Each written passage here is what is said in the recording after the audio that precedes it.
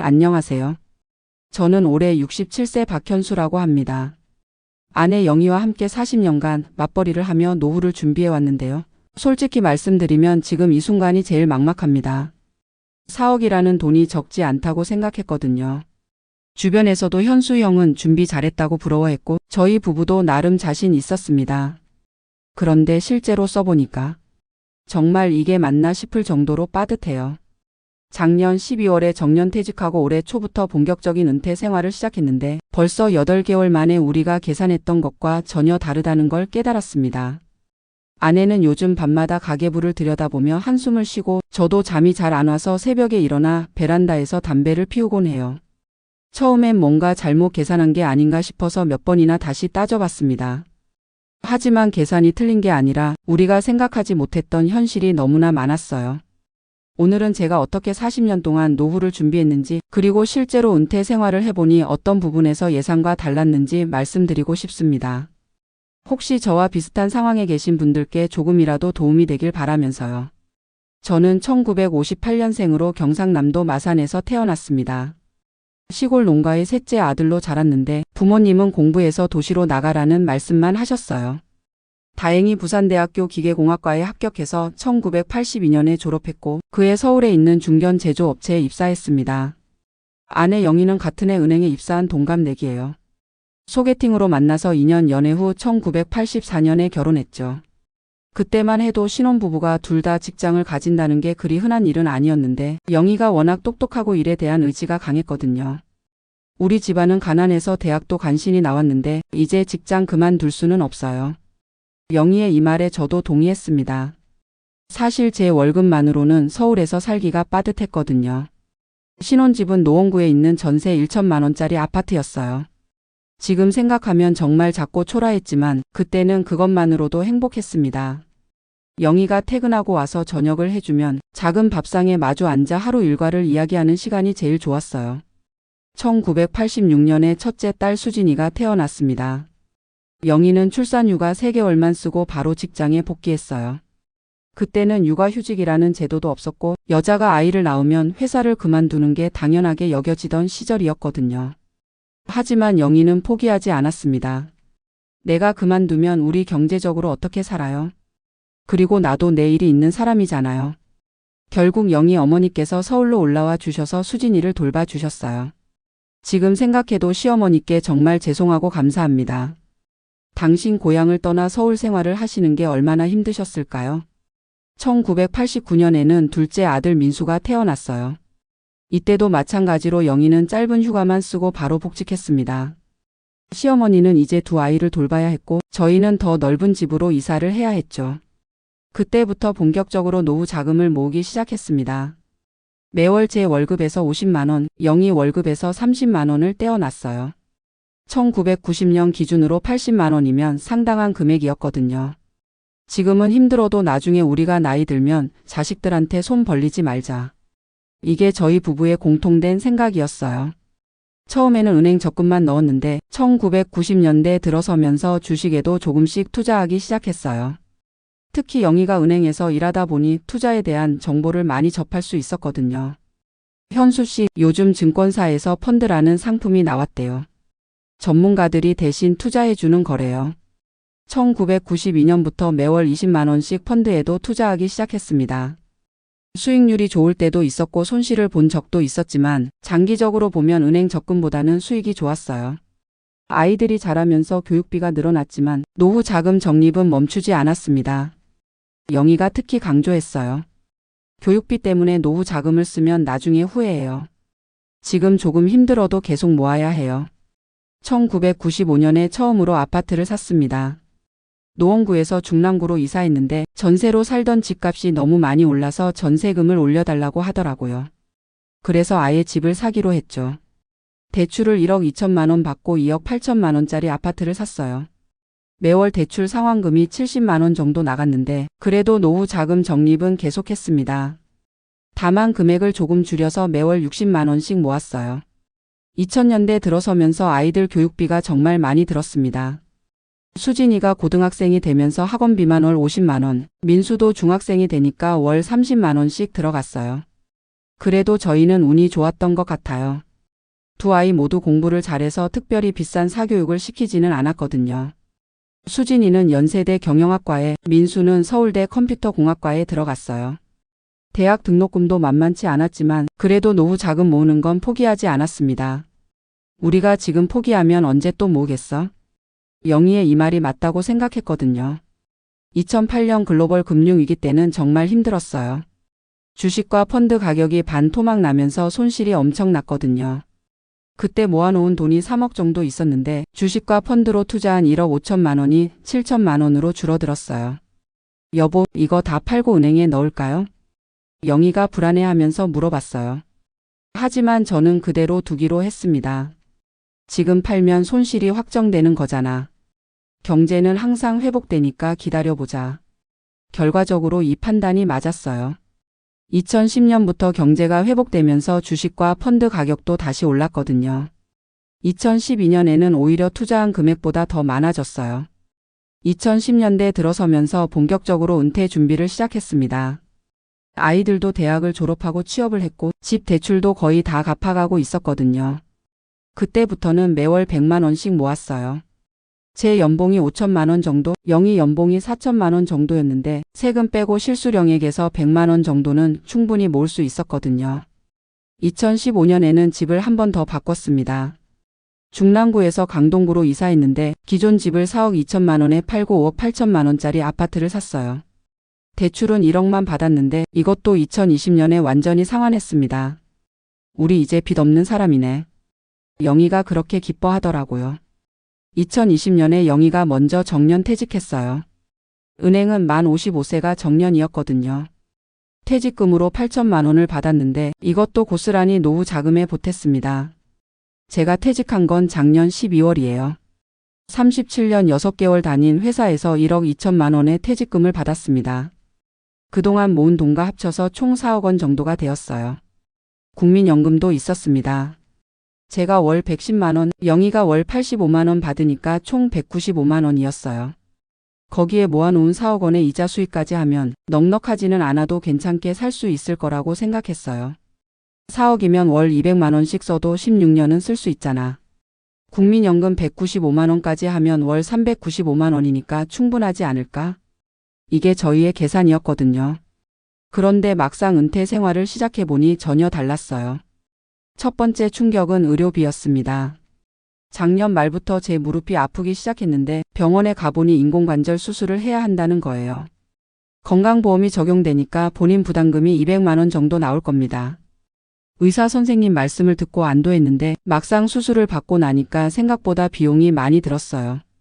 입원비, 간병비, 수술 후 재활치료비까지 하면 400만 원이 넘게 나갔거든요. 특히 간병비가 하루에 12만 원씩 드는데 2주 동안 입원하니까 그것만 336만 원이었어요.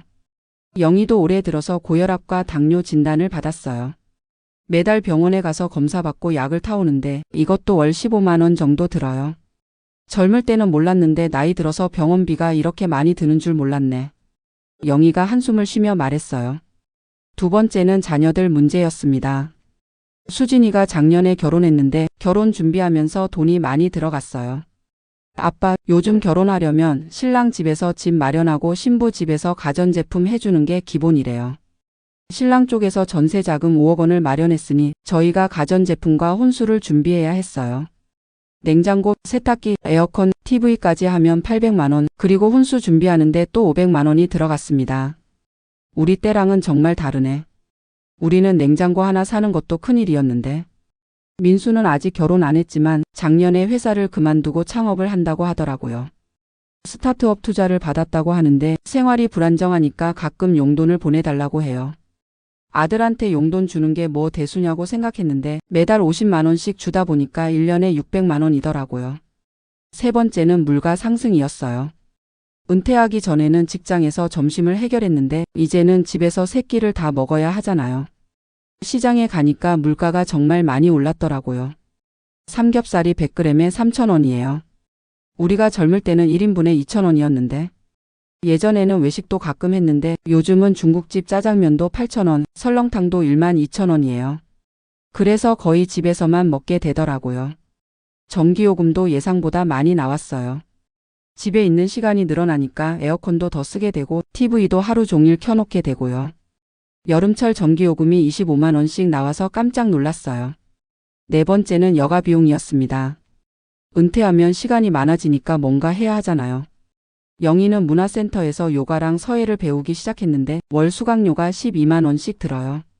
저는 등산을 시작했는데 등산복, 등산화, 배낭 사니까 100만 원이 넘게 들었어요. 그리고 산에 갈 때마다 교통비, 식비에서 5만 원씩 들어가요. 돈 안 들이고 할 수 있는 취미가 뭐 있을까? 고민해봐도 마땅한 게 없더라고요. 다섯 번째는 집 관리비였어요.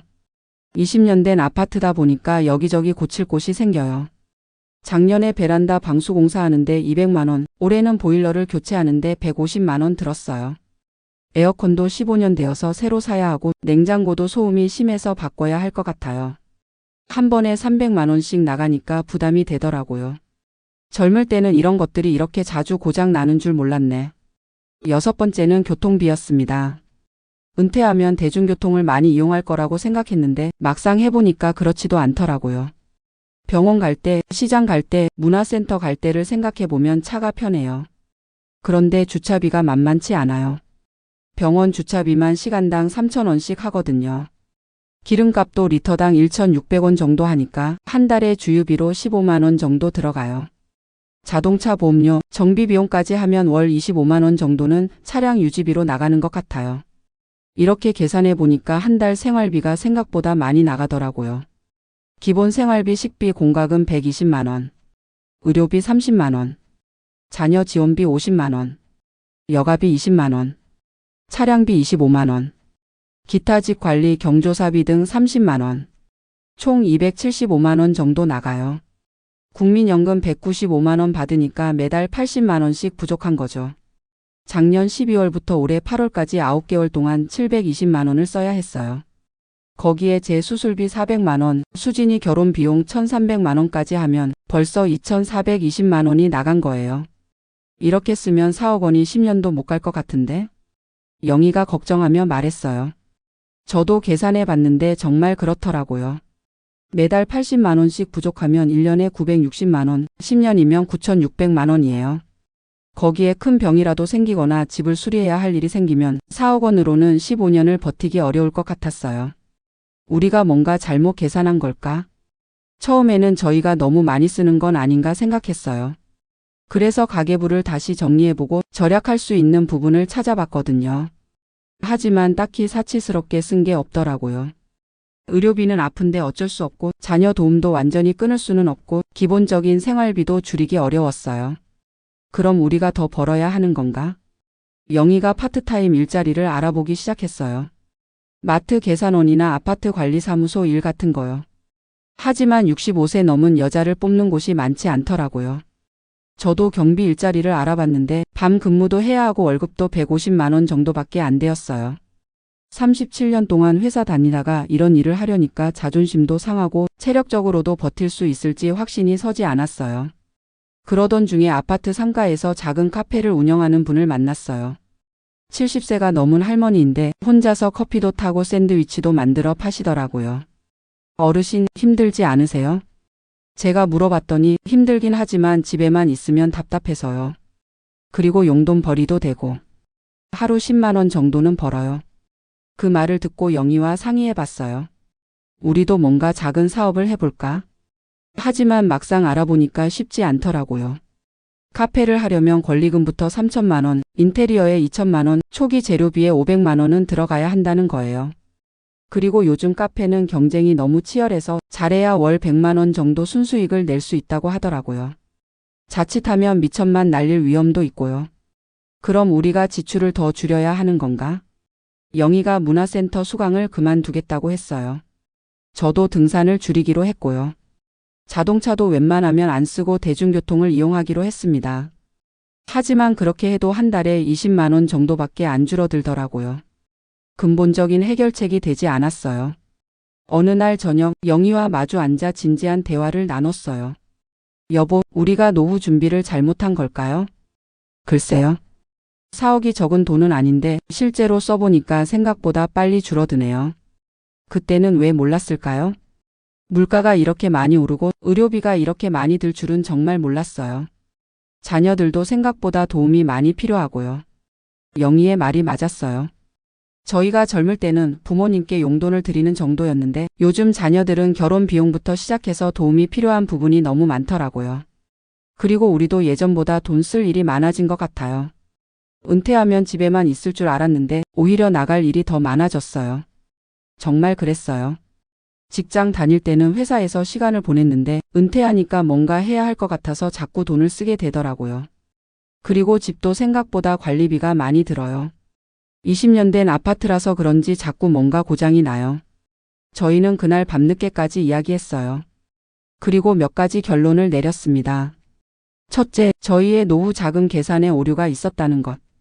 4억 원으로 20년을 버틸 수 있다고 생각했는데 실제로는 10에서 12년 정도밖에 안 될 것 같다는 거예요. 둘째, 물가 상승을 제대로 고려하지 못했다는 것. 저희가 젊을 때 물가와 지금 물가가 너무 다르더라고요. 앞으로 10년 후에는 또 얼마나 오를지 예상하기 어려워요.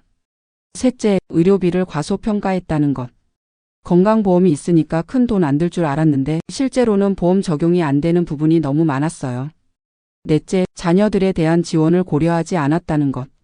저희 부모님 세대는 자녀들이 독립하면 끝이었는데 요즘은 결혼, 창업, 육아 등등 계속 도움을 요청해요. 다섯째, 은퇴 후 생활 패턴을 잘못 예상했다는 것. 집에서 조용히 지낼 줄 알았는데 오히려 활동적으로 지내려니까 돈이 더 들어요. 이런 분석을 하고 나니까 앞으로 어떻게 해야 할지 조금 보이기 시작했어요. 먼저 수입을 늘리는 방법을 진지하게 고민해 보기로 했습니다. 하지만 저희 나이에 할 수 있는 일이 많지 않다는 것도 현실이에요. 그래서 다른 방법을 생각해 봤어요. 집을 팔고 더 작은 집으로 이사하는 것. 여보, 우리 집이 지금 시세로 8억 정도 된다고 하던데 이걸 팔고 5억짜리로 이사하면 3억을 더 확보할 수 있잖아요. 영희도 처음에는 좋은 아이디어라고 했어요. 하지만 막상 부동산을 알아보니까 쉽지 않더라고요. 첫째, 8억짜리 집을 팔 때 양도소득세가 상당히 나와요. 15년 살았으니까 비과세는 되지만 중개 수수료와 기타 비용을 생각하면 실제로는 7억 5천만 원 정도밖에 못 받을 것 같았어요. 둘째, 5억짜리 집을 사려고 보니까 생각보다 조건이 안 좋아요. 같은 강동구 내에서는 30년 된 낡은 아파트밖에 없고 좀 더 멀리 나가면 교통이 불편하더라고요. 병원 갈 일이 많은데 교통이 불편하면 안 되잖아요. 영희 말이 맞았어요. 셋째, 이사 비용도 만만치 않아요.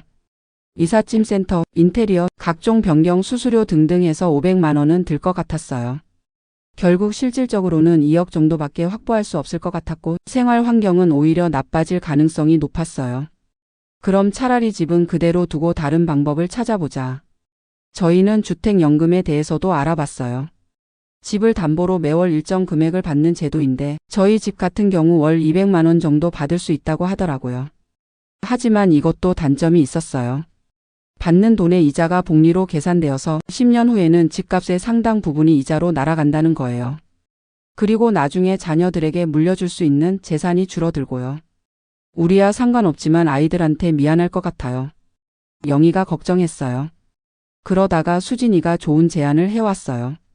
아빠, 엄마, 저희 집 전세금이 5억인데 아빠 집에 세입자를 받으시는 게 어때요? 그러면 매월 임대료도 받고 전세금도 받을 수 있잖아요. 처음에는 말도 안 된다고 생각했어요. 저희가 살던 집에 남을 들여놓는다는 게 쉽게 받아들여지지 않았거든요. 하지만 계산해 보니까 꽤 괜찮더라고요. 저희 집을 전세 6억에 내주고 저희는 수진이 근처에 월세 100만 원짜리 투룸을 얻어서 사는 거예요. 그러면 전세 보증금 6억 중에서 월세집 보증금 5천만 원 빼고 5억 5천만 원을 확보할 수 있어요. 그리고 매월 100만 원씩 내는 월세는 전세금 5억 5천만 원을 정기예금에 넣으면 나오는 이자로 충분히 충당할 수 있거든요.